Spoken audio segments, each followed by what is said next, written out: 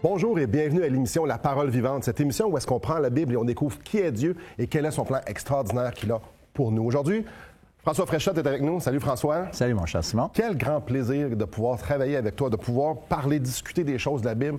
Les gens peut-être qu'ils ne le savent pas, mais on est plus que co-animateurs. On s'entend très bien aussi à l'extérieur. Pas mal bien, même. On travaille sur différents projets à l'extérieur. Je pense que ça se peut que les gens t'aient vu ailleurs qu'à La Parole vivante. Oui, ils m'ont vu à l'heure de la bonne nouvelle. c'est ça. Fait que ils n'avaient pas la berlue. c'est un fait. De toute façon, il y en a beaucoup qui sont qui viennent ici avec toi, qui font partie de l'équipe de l'heure de la bonne nouvelle. Alors, on est des collaborateurs. Comme j'aime à dire, les statistiques, les codes d'écoute, on les compare pas, on les additionne. Exactement, exactement. Ça fait déjà quelques émissions qu'on fait ensemble, puis on parle on prend des énoncés, on prend des affirmations, puis on dit, est-ce-tu vrai ou est-ce-tu pas vrai, à partir des Écritures. Et aujourd'hui, on en touche un qui est pas mal populaire. On se pose la question, ou on pose la question, est-ce que l'être humain, l'homme, la femme, est fondamentalement bon? Exact. C'est-tu vrai ou c'est pas vrai? C'est la question qui tue pour de vrai, parce que la réponse que la Bible donne, elle n'est pas nécessairement agréable. C'est, comme on dit, elle ne nous flatte pas dans le sens du poil. Hein? Et Jean-Jacques Rousseau, assez connu quand même, un écrivain, philosophe français qui est né en 1712, donc je ne l'ai pas connu, mais il a dit beaucoup de choses. Et une des choses qui a fait son chemin, là, la pensée suivante, c'est que l'homme naît bon, il vient au monde bon, c'est la société qui le corrompt. Alors... Donc, l'environnement va déterminer qui est-ce que tu es, les inclinaisons de ton cœur. Voilà, c'est ça. Si tu nais dans une famille de bandits, tu deviens bandit, puis si tu nais dans une bonne famille, bien, tu vas être une bonne personne. Mais est-ce que ça, fondamentalement, là, même si ça peut être vrai statistiquement à certains points de vue, fondamentalement, est-ce que c'est vrai? Une des choses qui m'impressionne, j'ai 3 enfants et j'ai été en contact avec plusieurs enfants dans les familles, on va en visite et tout ça. Ce qui me fascine, c'est de voir, exemple, un enfant mordre. Moi, je n'ai pas l'habitude de mordre les gens. Exemple, si tu prends mon verre d'eau, fort probablement, sois pas inquiet, je te mordrai pas. Mais où est-ce que les enfants ont appris ça, à mordre? Ou bien à vouloir ce que l'autre a? Je veux juste en compte une solide. Vas-y. Le plus vieux de mes petits-fils, écoute, il était à l'âge de la garderie. Et une fois, on était chez mon fils et puis on a été chercher le petit gars. Puis là, on lui a demandé, c'était en Floride, ça, c'était une histoire parce que, bon, son père, il avait fait un stage là-bas. Fait que là, on lui demande, est-ce que tu as été gentil? Parce qu'il avait l'habitude un peu des fois, mordre, tu sais, il était tout petit, là, il avait 2 ans peut-être. Puis là, il dit, oui, j'ai été gentil, pas croqué, pas tapé. Fait que ça montre un peu qu'est-ce qu'il est en train de dire. Donc, est-ce que c'est nous qui montons à nos enfants à mordre? Dans ma famille, c'est rare, exemple, qu'on est à la table et que je vais aller piger dans l'assiette de ma femme, comme ça, pour lui voler sa nourriture ou voler sa fourchette. On ne fait pas vraiment ça. Où est-ce que nos enfants ont appris ça? Et ça, c'est juste une observation. Ça n'a aucune valeur. Nos observations, je vais juste dire, son énoncé, c'est que ça serait nous qui aurions montré ça à nos enfants. Oui. La Bible dit quoi de ça? Bien, le psaume 58, verset 4, c'est vraiment, je trouve, intéressant par rapport à cet énoncé-là. Donc, j'aimerais inviter à la maison, vous inviter à prendre vos Bibles, si vous en avez une, de tourner avec moi dans le psaume 58. Je vais faire la lecture du verset 4. Et, encore une fois, là, ça peut choquer des gens, parce que ça va à l'encontre de ce qu'on entend. Aujourd'hui, on entend qu'on a tout en nous, on est avec tout le bagage nécessaire pour pouvoir réformer notre vie, pour pouvoir être une bonne personne, pour pouvoir faire des bons choix, pour être des citoyens, des personnes épanouies. Je pense que tu avais aussi une expression qu'on avait parlé, l'affaire de l'étincelle. Ah oui, bien, c'est connu. Il y en a qui disent qu'on a une étincelle de bon en nous. Puis il s'agit de la développer. Mais, tu sais, quand on dit des fois, au fond, c'est un bon gars, mais bibliquement parlant, puis le texte que tu vas lire, c'est un peu ce qu'il nous dit. Bibliquement parlant, c'est pas, dans le fond, c'est pas un bon gars. Tu sais, on est élevé avec des valeurs, des principes, et puis les gens qui ont réussi à bien élever leurs enfants, ils en font des citoyens honnêtes, puis corrects, mais pourquoi qu'on les élève? Pourquoi que c'est pas naturel qu'ils font les bonnes choses? Pourquoi qu'il faut les, entre guillemets, les discipliner? Je dis pas les frapper, je dis les encadrer, guider. les guider. Ouais. Non, tu fais pas ça, puis non, regarde, t'as menti, c'est pas correct. Pourquoi on doit faire ça? Ben, le verset, il répond. Verset 4 de Psaume 58, nous lisons « Les méchants sont pervertis dès le sein maternel. » Ça va à l'encontre totalement de ce qu'on peut entendre dans notre société, dans notre culture. « Les menteurs s'égarent au sortir du ventre de leur mère. » Ça, c'est capoté. Aïe, aïe. Donc, Dieu nous dit que, alors qu'on est, dans le psaume 51, ça nous dit que dès le sein de la mère, l'enfant est pécheur, se reconnaît, David se reconnaît qu'il était pécheur. Donc, on est pécheur et à la sortie, on fait juste faire ce qui est l'inclinaison de nos cœurs. En fait, on fait juste... C'est le naturel qui sort. Tu sais, c'est pas... si tu laisses aller... Tu sais, même des fois, on parle d'enfants... Des fois, bon, c'est méchant, là, mais tu sais, on dit des fois, il est donc bien mal élevé. Ouais. Bien, c'est justement le principe, c'est qu'il n'a pas été enseigné à faire les bonnes choses. On n'a pas transmis les valeurs de respect, plutôt que de mentir, de vérité. Toutes ces choses-là, là, il faut les apprendre. C'est pas inné en nous. Bien qu'on a en nous aussi, en même temps, ça c'est bizarre, une aspiration pour la justice, une aspiration pour l'amour, le vrai. Mais ça, c'est parce qu'on est créé à l'image de Dieu, mais on est corrompu à l'intérieur parce que le péché de nos premiers parents, d'Adam et Ève, nous a amenés à être corrompus littéralement. Alors, à cause de ça, bien, naturellement, c'est le mauvais qui sort. C'est d'où la raison pourquoi il faut être élevé. Je t'arrête là-dessus. On va à la pause. Avant d'aller à la pause, j'aimerais vous faire un cadeau. Le livre Destination finale de Marc Cahill. M. Cahill a pris la parole de Dieu, a pris la Bible, puis il a dressé un portrait de... C'était quoi le plan de Dieu pour nous? Qui on est? Qui est Dieu? C'est quoi que Dieu... C'est quoi les aspirations de Dieu pour nous? Enfin, bref, c'est qu'on rentre en relation avec lui. Bref, on aimerait vous le donner tout à fait gratuitement. Tout ce que vous avez à faire, c'est de communiquer avec nous, soit par téléphone, soit par Internet, et ça va nous faire plaisir de vous l'acheminer tout à fait gratuitement. Donc, après la pause, on continue à décortiquer ça, ce sujet fort intéressant du fait que nous sommes fondamentalement mauvais, François. Restez avec nous.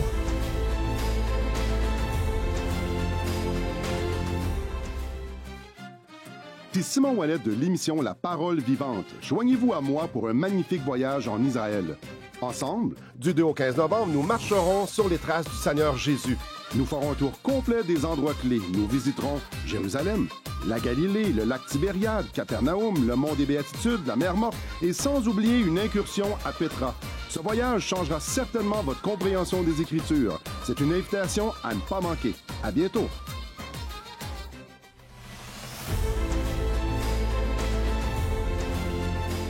Bonjour à vous. Donc, François, on est en train de répondre à la question, est-ce que l'être humain, l'homme, la femme, est fondamentalement bon? Et souvent, on va établir le bon selon un point de référence. Souvent, on va déterminer selon ce qu'on connaît. Et la Bible nous offre plusieurs aides avec quoi on pourrait se mesurer pour savoir si on est bon. Donc, si on est fondamentalement bon, il devrait avoir certaines caractéristiques selon des critères établis. Donc, peut-être, on pourrait sortir aux gens comment on fait pour savoir si nous sommes bons. C'est ça. Ben, d'abord, c'est ça. La tendance naturelle, c'est de se comparer l'un à l'autre. Oui. Alors, toi, si si je suis voleur, tu vas te penser meilleur que moi parce que... Ben oui. Écoute, parce que toi, moi, t'es je suis pas pas voleur. voleur, tu sais. C'est ça. Par contre, le mensonge, ça, peut-être, tu gagnes. Tu comprends? Alors, est-ce que ça, c'est un bon critère? Bien, la réponse, c'est non. C'est pas un bon critère. Et je vais juste... Exemple, on reprend nos enfants. Exemple, qu'eux autres qui vont prendre le jouet de l'autre pour se l'approprier, on va trouver ça cute. Ah, mais c'est normal, c'est... Ouais. Mais c'est spécial parce que cet acte-là, on le retrouve dans les 10 commandements. Ah oui. Dieu nous donne comme un genre de gabarit. Regarde, voici ma perfection morale. Si tu veux être bon, tu fais ces 10 commandements-là et tu vas pouvoir être réellement bon. Donc, voici mes valeurs morales que Dieu nous laisse. Convoiter fait partie des 10 commandements et voler fait partie des 10 commandements. L'adultère fait partie des 10 commandements. Mettons qu'un enfant sur l'adultère, peut-être pas fort là-dessus. Pas de danger.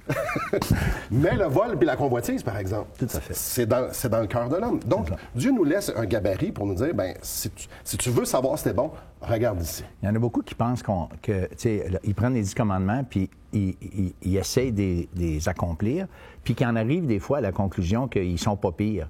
Mais moi, je pense que si tu arrives à la conclusion que tu n'es pas pire, c'est parce que tu n'as pas compris c'est quoi qui est exigé. Parce que ce qui est exigé dans les 10 commandements, c'est la perfection. C'est rien de moins. C'est rien de moins. Alors, moi puis toi, puis chacun de ceux qui nous écoutent ce matin ou ce soir, cet après-midi, peu importe, ils ne passent pas le test.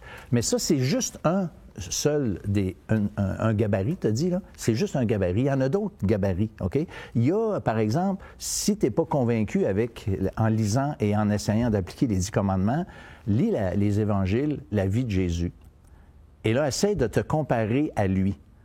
Alors, là aussi, j'espère que tu vas réaliser que tu n'es pas dedans, du tout, du tout. Tu es loin d'être comme Jésus. Je ne parle pas de ses miracles, là. Je parle de sa vie parfaite.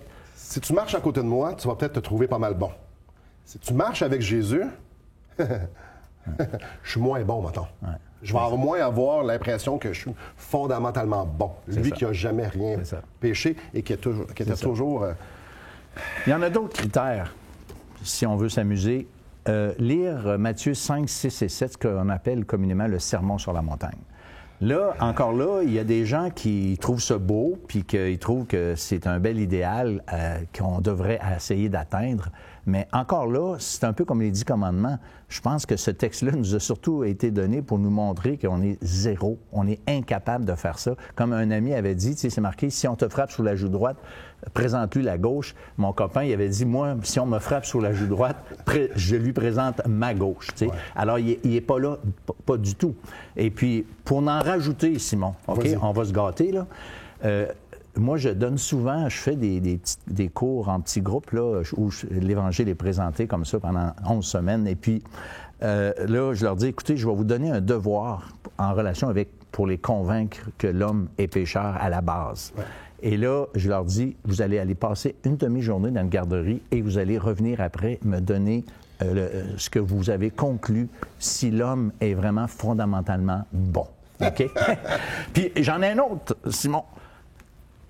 Je vais vous donner mon numéro de téléphone si vous communiquez avec les émissions et je vais vous donner une entrevue de 15 minutes avec ma femme. Ça va. 2 minutes, c'est assez, là. Non, 15. Mais tu comprends ce que je veux dire, c'est que il faut, pour être sauvé, pour pouvoir réaliser ce que Christ a fait et apprécier et implorer le pardon de Dieu, il faut réaliser où on est. Et de là, c'est pas à prendre à la légère. C'est pas si grave que ça si on l'est ou non. En fait, non. Comme tu dis, pour être qualifié au salut, on doit réaliser que nous sommes fondamentalement mauvais. Si Dieu est le gabarit, si Dieu est le modèle, si Jésus est le modèle, si les évangiles, c'est le modèle, si la loi de Dieu, c'est le modèle, puis moi, je me considère bon, comment je vais pouvoir m'humilier devant Dieu? C'est ça. Dieu se présente et dit, t'es-tu comme moi?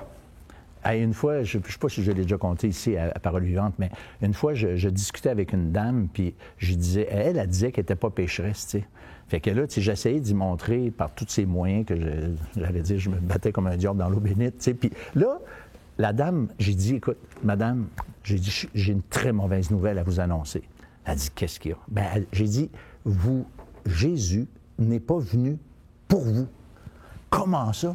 Bien, il a dit qu'il est venu pour des pécheurs et des pécheurs perdus.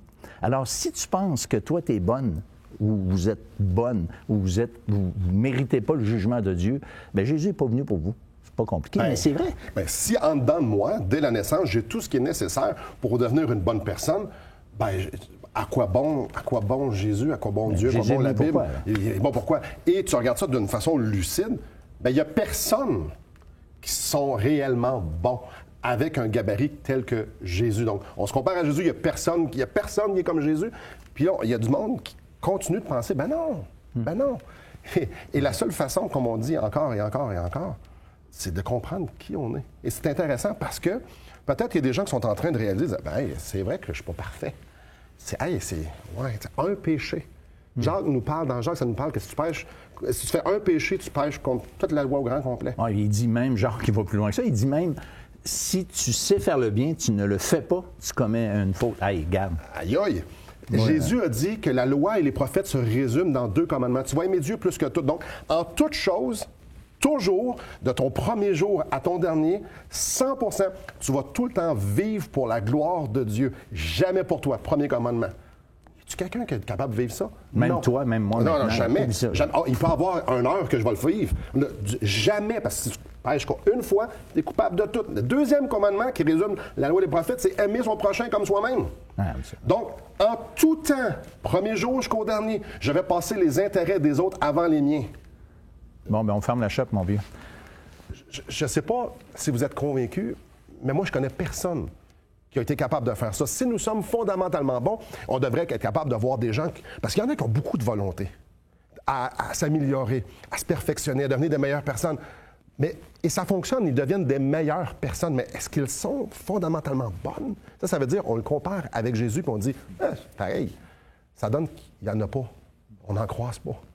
Alors, peut-être qu'il y a quelque chose de brisé en dedans de nous. Et c'est important de le réaliser, parce que s'il y a quelque chose de brisé, bon, ça a besoin d'être réparé. Puis si nous sommes brisés, on ne peut pas nécessairement réparer ce qu'il y a de brisé en nous, parce qu'on ne le sait pas. Donc, restez avec nous.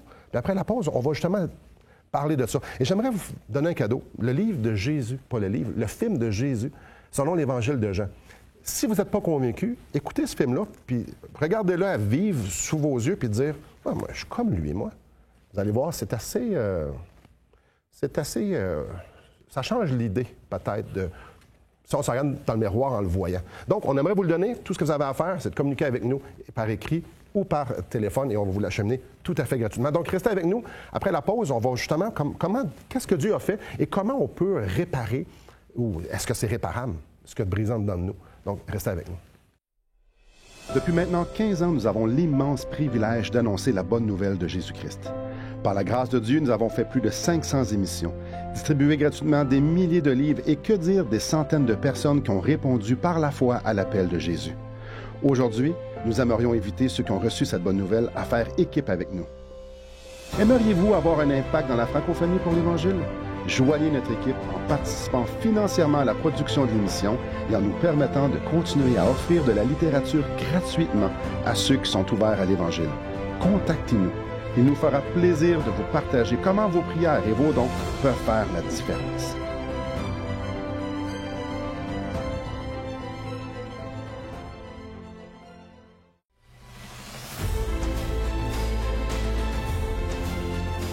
Bonjour à vous. Ça se peut que vous soyez ébranlé, ça se peut que vous soyez choqué, ça se peut que vous ayez de la difficulté à comprendre tout ça, mais il y a une chose qu'on doit se rappeler, c'est lorsqu'on lit les Écritures, c'est important de les prendre comme elles sont.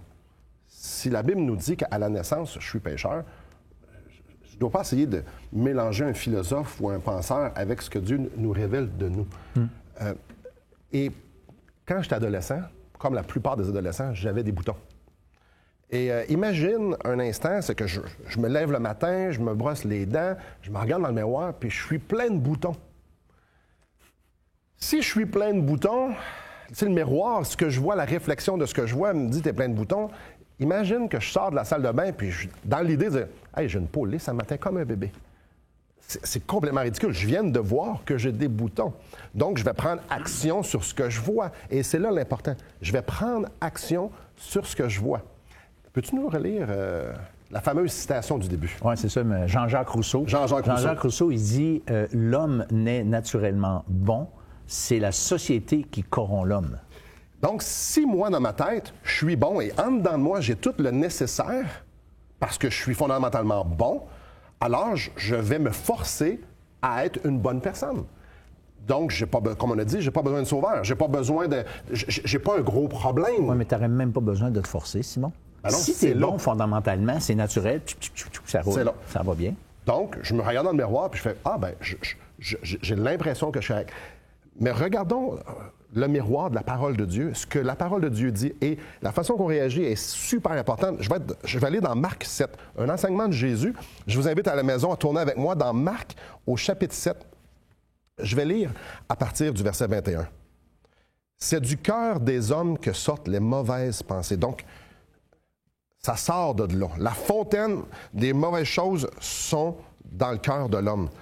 Que sortent les mauvaises pensées, les adultères, les débauches, les meurtres, les vols, les cupidités, les méchancetés, la fraude, le dérèglement, le regard envieux, la calomnie, l'orgueil, la folie. Toutes ces choses mauvaises sortent du dedans et souillent l'homme. N'est-ce pas intéressant? Tu ne l'apprends pas. C'est là. C'est naturel. Donc, si je réalise qu'au-dedans de moi, je suis corrompu, en dedans de moi, il y a quelque chose de brisé. Et comme on l'a mentionné tantôt, ça s'est passé à la chute dans Genèse au chapitre 3. Adam et Ève ont péché, l'image de Dieu a été brisée. Et ça s'est perpétué parce que 2 pécheurs font des enfants pécheurs. Jusqu'à nous aujourd'hui, si je trouve la solution, si je cherche la solution en moi, ça ne marche pas, je suis brisé. Oublie ça. Ça me prend une solution.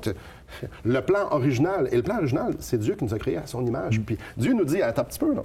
Oui, tu es brisé, mais je peux t'entreprendre. Moi, je connais la solution pour justement te ramener à une place où est-ce qu'on va pouvoir retourner en relation ensemble. C'est ça.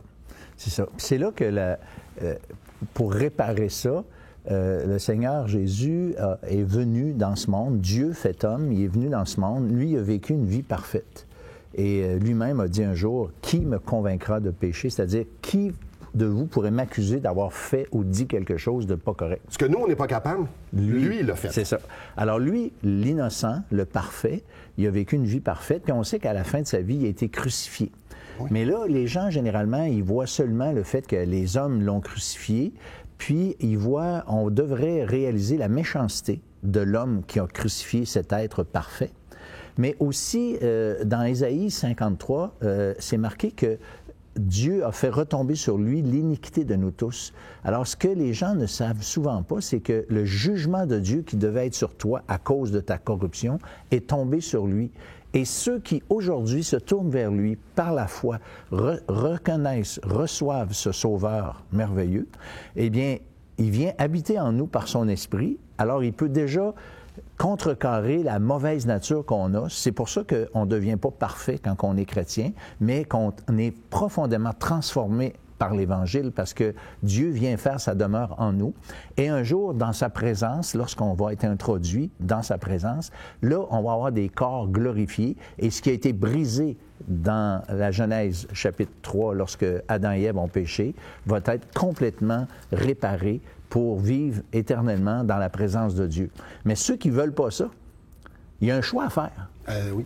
Tu continues avec tes guenilles ou tu te tournes vers Dieu pour accepter qu'il te transforme, qu'il te change, qu'il te pardonne, qu'il te donne rien de moins que la vie éternelle. Capoté. Ben oui. Et de là, c'est pour ça qu'on disait qu'un des qualificatifs, sinon le qualificatif premier, pour se qualifier pour pouvoir être sauvé, la première chose, c'est de reconnaître qu'il n'y a rien de bon en nous. C'est ça. Peut-être que le monde nous applaudisse. Peut-être qu'on a plein de diplômes. Peut-être tout le monde nous a dit qu'on était des bonnes personnes. Dieu, quand il nous regarde, il voit un pécheur. Donc, si toi, tu te présentes devant Dieu en disant « je suis une bonne personne », il va dire « ben moi, c'est pas ce que je vois. Tu as péché. » On a parlé des gabarits tantôt. Donc, comment on voit Jésus si on est réellement des bonnes personnes? On va le voir comme un accessoire. Ouais. Et comme tu l'as si bien mentionné, il est venu mourir pour nous autres. Il est venu prendre notre condamnation, notre séparation avec Dieu. Il est venu porter le poids de nos péchés. Alors, si je suis fondamentalement mauvais, comme la Bible me le dit, je vais me tourner vers Jésus et je vais dire, j'ai besoin d'un sauveur. Amen. J'ai besoin que tu viennes faire une intervention. Tu es mort sur la croix. Alors, je ne comprends pas tout, mais je sais une chose, c'est que je suis pécheur. Puis je comprends une chose, c'est que Dieu est parfait. Il y a un problème. Jésus est la seule solution. Mais on peut vivre aussi dans l'illusion de dire, ben non, je suis correct. On risque d'avoir une grande surprise. Et chers amis, prenez la pause. Prenez la pause pour réfléchir sur comment vous voyez. Est-ce que vous êtes bon? Est-ce que vous avez besoin d'un sauveur? Les deux ne vont pas ensemble. Jésus est venu sauver ce qui était perdu. Êtes-vous perdu? Après la pause, on va terminer l'émission justement en vous partageant selon les Écritures comment on fait pour saisir ce pardon-là, cette vie-là que Dieu nous offre. Salut.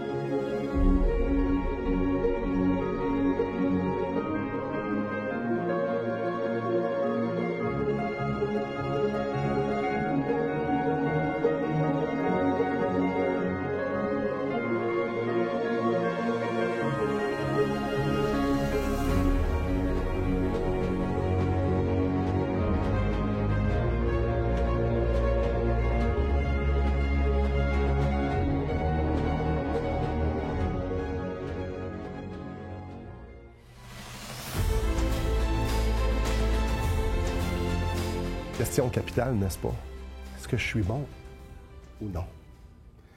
Je vous ai dit tantôt qu'on était brisés dès la naissance. Depuis Adam et Ève, on est brisés et il n'y a rien en nous qui peut faire en sorte qu'on puisse réparer. J'aimerais vous lire ici Jean, chapitre 3, verset 3. C'est quelque chose de fondamental. Jésus lui répondit, en vérité, je te le dis, si un homme ne naît de nouveau ou naître d'en haut, il ne peut voir le royaume de Dieu. François, on ne peut pas se réparer. C'est Dieu qui doit intervenir. C'est ça. C'est Dieu qui vient vivre en nous, qui efface nos péchés et qui vient instaurer son Saint-Esprit en nous quand on croit. C'est ça qui est marqué. Puis ça transforme.